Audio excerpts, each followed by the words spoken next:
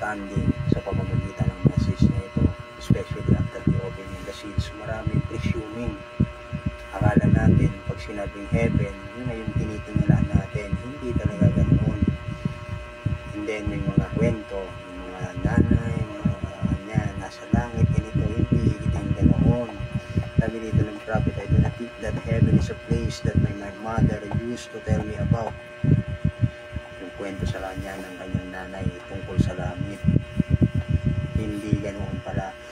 I believe that the church has grown from that to think it used to be 100 years ago, or to, I think the old-timer used to think that everyone that died went up to heaven and had a harp and set up there on the clouds and played a harp. Yung ganung paniniwala na akala ng iba, pag kanya namatay, punta sa langit, at yung gagawin, uupo sa clouds, ang ganoon, and then tutugtog ng alpa. Ganon yung mga presuming, mga thinking ng mga tao tungkol sa sinasabing heaven. So hindi po pala ganoon. Sabi dito, now they know that there was a place called heaven. Alam nila na may lugar talaga na tinatawag na langit. But they, if that is so, all the musician would have it on us. Kung ganoon mga kapatid, na yung paniniwalang binanggit natin na pag namatay mapupunta sa langit, tapos pupunta sa mga ulap at tutugtog ng alpha, sabi ng prophet, kung magkaganon ay lahat ng musician kasama natin. Yan. Dahil ganoon yung kaganapan, ganoon yung magiging role doon pagdating ng time, pag nasa langit na. So, para iklaro, sabi dito, but it isn't that kind of place. It isn't playing harps at all. I don't believe the Bible teaches that. So, hindi pala yung turo. Hindi ganoon yung turo ng Bible, na ganoon lang yung gagawin. But that was a conception that they had before the fullness of the word come into existence. So bago dumating yung kapususan ng salita o yung fullness ng word, ay ganoon yung tinatawag na old school of thought. Yun ay bahagi ng old school of thought. Pero hindi rin po pwede na naging more advanced naman yung iba na sasabihin, there is no such heaven. Dahil pag sinabihan niya heaven, ay parang sinabi nila na pag sinabi ng rapture, it is a revelation, wala nang literal. Hindi ganoon. Sabi dito ng prophet, kung mali yung conception na ganoon, masasabi din natin na mali din yung conception na walang literal na heaven dahil mayroon. Sabi dito,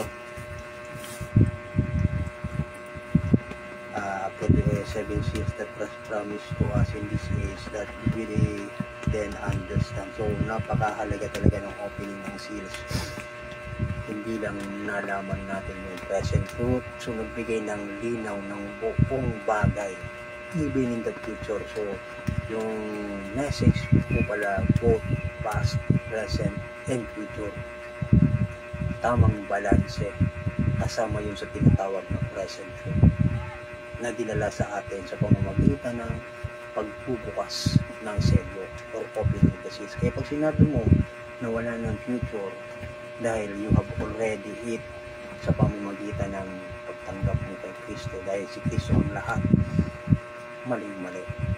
No? Gaya dito ng tinutukoy natin na heaven, sabi dito ng prophet, I believe that heaven is a real place.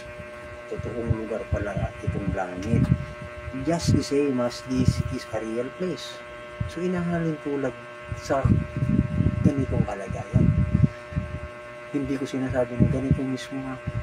Yung reality ang tinutukoy dito ng prophet na kung ito ay isang reality lugar, yung langit din ay as real as it is. Totoo rin ang lugar yung langit. Yung sabi dito, for God started us in our spiritual growth in this place. So dito, nag-umpisa ng ating Panginoong spiritual growth. And I believe that heaven is a place just as real as this. Kung ano yung kalagayan ng ganito, totoo ito, as real din, ng kagaya din kasing totoo nito, yung tinatawag na langit. Where we don't set up there for eternity and just set there on a cloud. So hindi pala mga ganoon mga kapatid na uupo lang tayo sa langit ng walang hanggan. Hindi ganoon. Nakaset lang tayo. We don't set up there for eternity and just set there on a cloud. We don't just strum our harp na kinakalabit yung alpha, nagtutugtog ng alpha. For all from here ever, we're going to be a real place where we're going to do things. So kung really real as real yung langit ng mundo na ginagalaw natin kasing totoo, ay kung ano yung ginagawa natin dito, magiging ganoon din yung kalagayan. May mga gagawin din tayo doon, hindi tayo lang. Sabi ng prophet, anong yung mga gagawin natin? We're going to a real place where we're going to do things. We're going to live. We're going to work. We're going to enjoy. We're going to live to life, to a real eternal life. We're going to heaven. So, yun yung gagawin natin. Hindi boring. Nakakala natin ang outcome lang. Parang mga estatwa. Yun yung kasi yung Holy School of Thought. Hindi pa revealed yung mga bagay na yun sa ating prophet. Inakala nga niya na pag yung tao ay nasa theophany, parang ang dating ay parang usok lang yung aspect na nagtitinginan kayo, nagkakaharapan kayo, pero hindi kayo magkakamayan, hindi ganoon mga kapatid, hindi parang estatwa lang. Nakakagawa ka nga. Ang kalagayan pala, speaking of heaven, a paradise, just like Adam and Eve work and live parallel sa kalagayan kung paano doon sa paradise, paraiso ng si Adam and Eve before the fall, sila ay nabubuhay, kumakain and enjoy in the Garden of Eden before sin came in. We're on our road right back there again, right back. The first Adam through sin taken us out. The second Adam through righteousness bring us back again, justifies us and bring us back in. Ito yung perfect understanding. Thanks be to God dahil nailalapat natin ng tama, balance, walang imagination na paniniwala. Nakakala natin, sabi ng iba, wala na anyang literal hell, wala na anyang literal heaven. Meron pala mga kapatid, and we are going, patungo na tayo doon. Ang reality na sa pinapanghawakan natin, kung nakaalala niyo yung threefold mystery, ito na yung part kung saan yung restoring back the Garden of Eden in the representation of Christ in His bride. So sa representation ng Christ in His bride, nire-restore na ng ating Panginoon yung bring back yung kung ano yung nawala ng Garden of Eden. So yung spiritual condition na ando na tayo, no? Ini-enjoy na natin na we are with Him, hindi tayo iniwan, kasama tayo ng ating Panginoon, nakaluklok siya sa ating puso, siya ay nagre-reign, pero may literal manifestation ng mga bagay na pinangako ng ating Panginoon. Kaya hindi mananatiling pangako lang. Sabi ko nga yung when God said na let there be light, and it came to pass. Nangyari. Yun yung interpretation, yung existence. No? So there will be a civilization in the world that we're going to. May civilization din pala, but it won't be this kind of civilization. Kaya pag sinabi mo wala ka nang hinihintay and you are still here in this kind of civilization, then you are lost.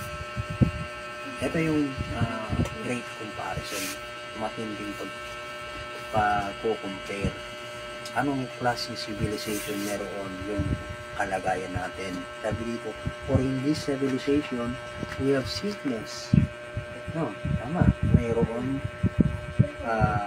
pagkakasakit, sorrow, lust, death. Everything in this civilization wrong. But in that civilization, there will be none of these things. We don't need science. Pinakang impact o pinakang bagay na malinaw yung civilization ngayon ay talagang pinapatakbo more on sa pamamagitan ng science.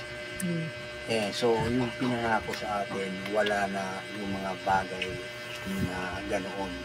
Kaya this government, yung pamamahala, yung kapamahalaan ay nasa under control of Satan, while in the world that was to come or that would come ay hindi mawawala yung control si Satan. Bakit? Ano yung evidence na nasa control ni Satan yung mundo?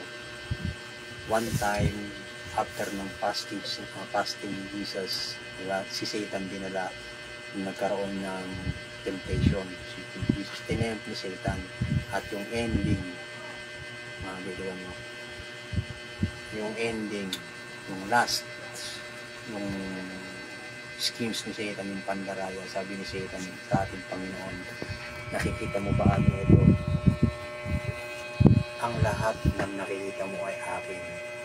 So included yung mga bagay na magaganda, mga lupain, mga inangkin ni Satan, nasa control niya at this point, at this time.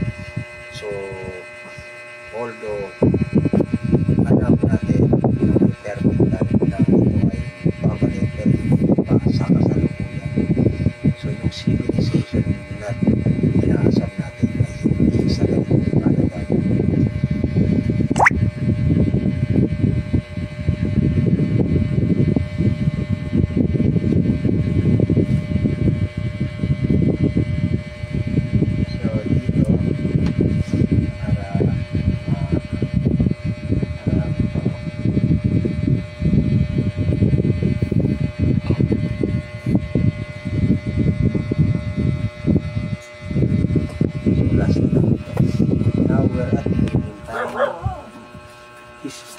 Body is now ready to be dissolved.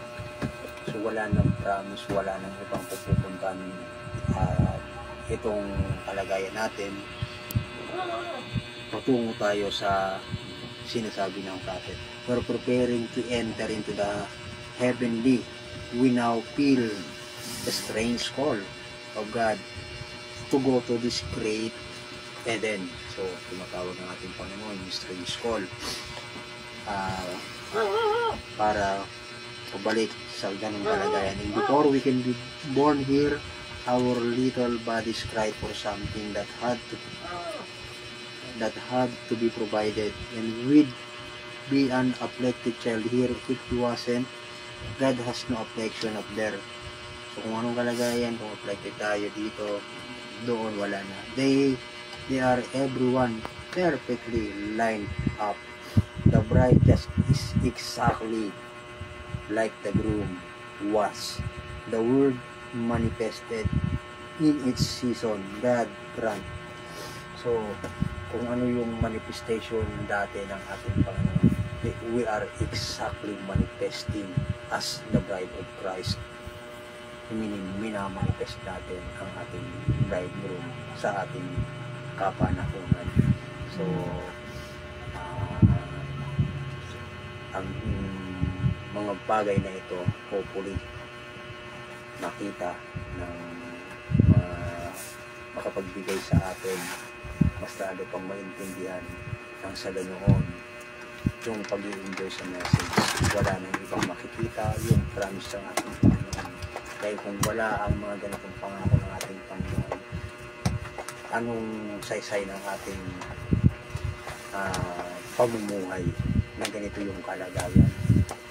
Anong pagbabago ang mararanasan natin? Dahil wala man lang tayong sabi nga, pinagkaiba kung ito pa rin yung pinangako sa atin ng Panginoon.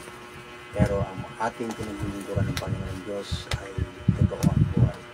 Amen. At alam natin na positive yung lahat ng pinapanghawakan natin. Posible po yun na mangyayari.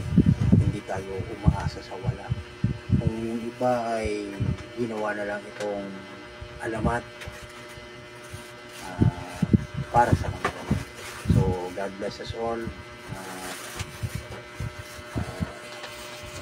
Let us pray para tapos.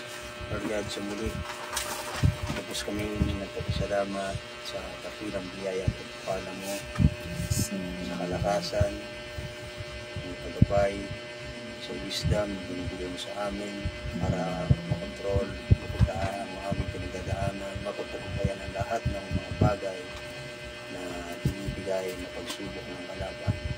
Alam namin na hindi na magtatagal at malapit na sa katapusan ang mga bagay na pinagdadaanan namin ito. Maraming salamat, Lord, sa lahat ng pangako, sa kapahayagan, at sa lahat ng bagay, Lord. Ang lahat ng ito ay minsan pa binabalitan sa dakilang pangalan in Jesus' name. Amen. Amen.